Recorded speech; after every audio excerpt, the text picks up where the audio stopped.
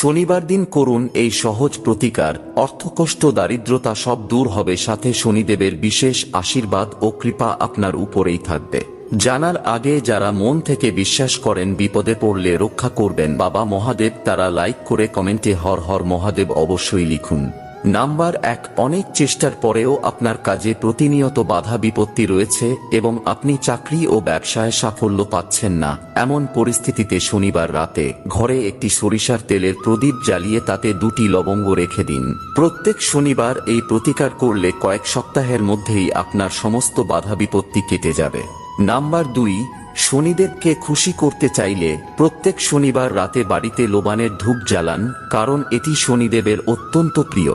এবং নাম্বার 3, শনিবার রাতে শনিদেবের মন্দিরে যান এবং সেখানে কিছুটা কালো তিল দিয়ে সরিষার তেলের প্রদীপ জ্বালান। এই প্রতিকারে শনিদেবের কৃপাদৃষ্টি আপনার উপর বজায় থাকে।